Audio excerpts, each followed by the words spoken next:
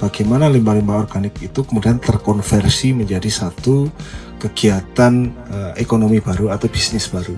Ini menjadi satu berkah, menjadi satu motivasi dan semangat baru.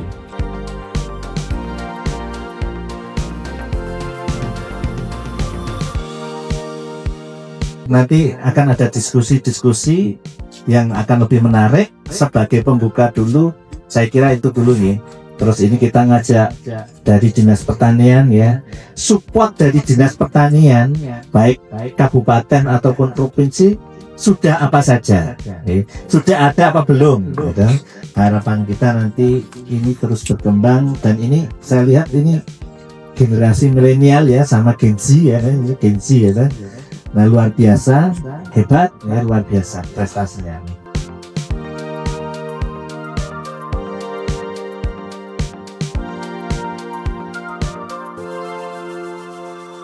Yang pertama kita apresiasi betul, dan ini mesti menjadi perhatian kita Pak Sigit ya.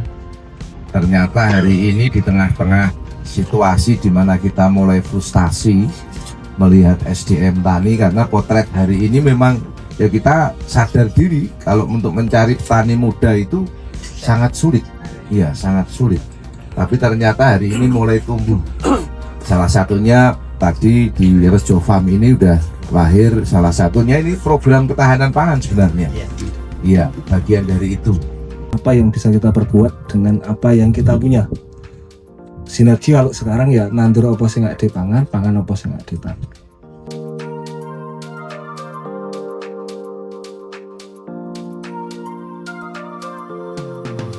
Jadi sebenarnya kebutuhan nutrisi itu enggak seperti yang sekarang dipakai petani, Pak.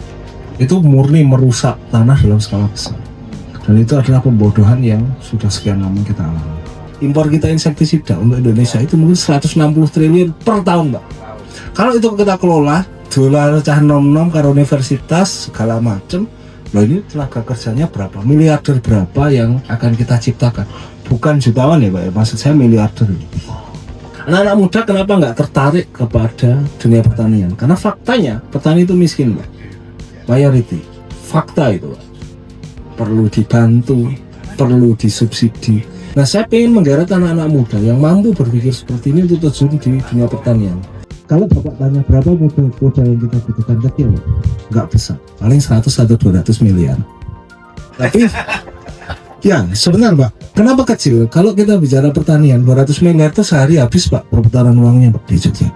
Hitung, apa produk pertanian? Pertama farmasi, kedua kecantikan. Mungkin mbak-mbak yang di sana kalau beli skincare mungkin kan masih made in, nggak mungkin made in Sleman Pak. Padahal di kitab-kitab lama kita itu tertulis Pak, piye supaya ini wong wedok iki kulit HP gitu sekarang dengan cara organik. Tapi syaratnya itu berasnya harus organik. Semua harus ditanam secara organik Pak, impactnya terhadap tubuh itu bagus. Karena pengobatan alami itu tidak hanya dari luar tapi dari dalam gitu. Saya kemarin ngomong sama Pak Rektor juga, sama Pak Dekan, Pak, mbok kurikulum ini diganti, ben cacak kira nganggur gitu. Kemudian mentalitasnya dirubah, ben cita-citanya ini aja jadi karyawan, nanti jadi bos. Aku tak jadi ahli racun lah, ben supaya ini membantu petani untuk meracun si kutu, jadi petani orang berisen kayak tanamannya. Kemudian secara otomatis itu duitnya gede banget Pak. Kemana uang itu Pak? Keluar Pak, impor. Petani itu nggak bisa apa-apa tanpa wong biologi sing nyediakan bibit, kemudian bakteri dan segala macam. Ora iso ngopo-ngopo tanpa wong kimia, karena insek, fungi dan juga nutrisi itu urusannya wong kimia. Sedangkan kita selalu mereka lah lulusan kimia, lulusan biologi itu golek duit paling gampang itu di pertanian, tapi tidak pernah ada. Artinya ada gap antara universitas dan kebutuhan negara kita. Jadi kalau kita bicara budidaya pertanian itu tidak hanya di sini di dinas pertanian, tidak Pak. Universitas harus terlibat gitu. Mungkin nanti secara regulasi nek wong arep bikin bibit ya harusnya itu dimudahkan, apalagi bibit-bibit lokal kita sudah hampir nggak ada Pak, karena kebentuk regulasi itu. Makanya Lombok itu nek dipelihara terus di bertani itu jadi sangat sulit sekarang itu. Ini hasil penelitian saya terhadap Gen Z Pak. Gen Z itu nek dikandani itu ra kena Pak. Sulit. Tapi ketika diinspirasi, artinya mereka terinspirasi, mereka menganggap bahwa kita adalah satu role model yang mereka butuhkan, itu secara otomatis mereka akan mengikuti dan mereka lebih kreatif, Pak. Sangat kreatif orang-orang sebenarnya. Cuman kalau ditanya cita-citanya gamers, youtubers gitu ya, karena itu yang menginspirasi gitu. Suatu saat saya memimpikan begini, Pak, siapa yang harus dieksploitasi? Pertama tentu dari sisi legislatif, supaya apa, kawan-kawan peneliti ini memiliki ruang untuk menyalurkan apa kemampuan mereka tanpa harus terkendala oleh urusan hukum. Itu yang pertama. Yang kedua, dari sisi universitas, mereka juga harus mulai menyesuaikan berkaitan dengan kurikulumnya. Ketika adalah pembiayaan dan perbankan, tentunya dari sisi keuangan, bagaimana ketika kita bisa memiliki akses permodalan yang betul-betul sesuai itu dalam artian gini, kalau selama ini kan kita lawang kita itu panennya 5 bulan lagi kok wis nyicil di bulan pertama, itu sudah make sense. Apalagi kita pakai model begini, ada fase konstruksinya. Siapa lagi? Ya tentu dari teman-teman dari seni dan kebudayaan, bagaimana kita mulai membrainstorming bahwa ini adalah sesuatu yang keren. Yang ketiga adalah dari teman-teman pembisnis, tentu model-model ini harus dikembangkan menjadi satu model yang masif. Dan yang paling penting lagi adalah kita harus bertindak, Pak. Mulai dari kita harus mulai membangun bisnis pertanian sebagai itu tadi. Karena mau tidak mau kita juga harus menjadi role modelnya untuk adik-adik saya gitu. Nah, petani kita kan tadi seperti nandur telo, nandur wae gitu. Saya ngedole sesuk kepiye enggak tahu, karena itu adalah cara bisnis yang salah. Karena ini semua itu saling berhubungan. Nah, bagaimana mengorkestrasinya? Impian saya someday kita bisa duduk bareng, Pak. Mungkin dari Bank Indonesia, mungkin dari legislatif, eksekutif, dari kawan-kawan universitas, saintis. Yuk kita bikin satu project, misalnya Lumbung Mataram, bagaimana Jogja menjadi satu role model, tidak hanya untuk Indonesia, mungkin bisa untuk dunia, dan menjadi satu universitas yang betul-betul universal gitu. Jadi nek ngomong ke petani gitu, ada ikutin di dasar kimia nih, di dasar biologi, ekologi tanah, lingkungan dan lain sebagainya gitu. Harapannya nanti ini keterlibatannya menjadi lebih masif, dan mungkin nanti akan muncul ide-ide baru, regulasi-regulasi baru, dukungan-dukungan baru yang pada akhirnya ini bisa kita wariskan ke generasi yang lebih muda. Ini luar biasa, matur nuwun Mas. Yang pertama, Pak Sigit, ini perlu menjadi rumusan kita, karena sekali lagi membicarakan pertanian itu enak, tapi sulit dijalani kalau tidak ada satu komitmen. Sehingga pemerintah daerah dan kita yang ada di DPR yang hanya punya 3 fungsi, Mas: anggaran, kebijakan, dan pengawasan. Kami sungguh berharap anggaran negara yang hari ini ada ini kita bisa merumuskan dari Komisi B. Tadi disinggung Lumbung Mataraman, Pak.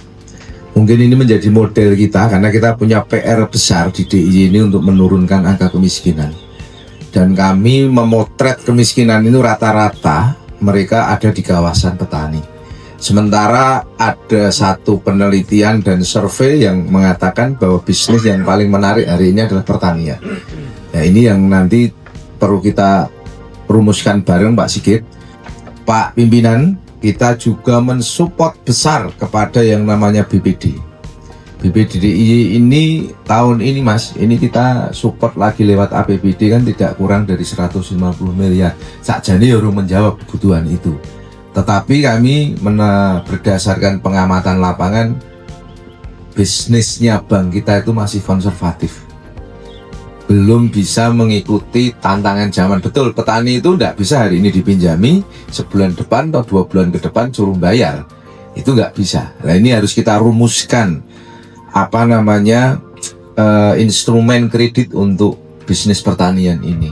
Mas-mas ini, bung-bung ini berkenan untuk menjadi salah satu inspirasi, karena kami punya PR besar terkait dengan anak-anak muda kita hari ini, dan khususnya adalah wilayah ekonomi.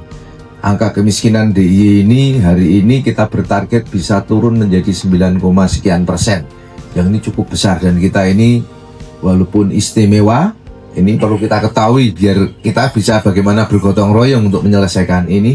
Kita ini provinsi termiskin se-Jawa Bali, sehingga target kami bagaimana nanti dukungan kawan-kawan di DPRD ini bisa mewujudkan satu badan riset ini benar-benar menjadi badan riset betul, sehingga dibiayai betul, karena kalau tidak ya susah. Karena hidup kita itu hari ini ya harus ada riset, harus ada inovasi untuk menjawab tantangan zaman yang sudah sangat global. Kiranya ini, terima kasih Mas Dimas, kita diberi inspirasi begitu. Kami mohon izin Bapak, kami sangat berharap bahwa ini nanti ke depan suatu saat kita punya satu forum yang bisa menginvestasi dari yang lebih besar, dari Bank Indonesia, kemudian dari beberapa universitas gitu, supaya ini menjadi satu notulensi yang lengkap, kemudian komprehensif, dan jadi salah satu opsional solusi baik untuk mengentaskan kemiskinan, pengangguran, dan kegiatan ekonomi baru, dan tentu saja secara mentality dan lain sebagainya. Ini juga nanti revolusi juga atau reformasi di bidang pendidikan ini juga perlu Pak. Karena saat ini rata-rata orang pertanian itu kerjanya di bank Pak. Orang lulusan pertanian itu kerja di bank, biologi orang itu malah dodolan skincare apa seterusnya. Ini kok sih gawe.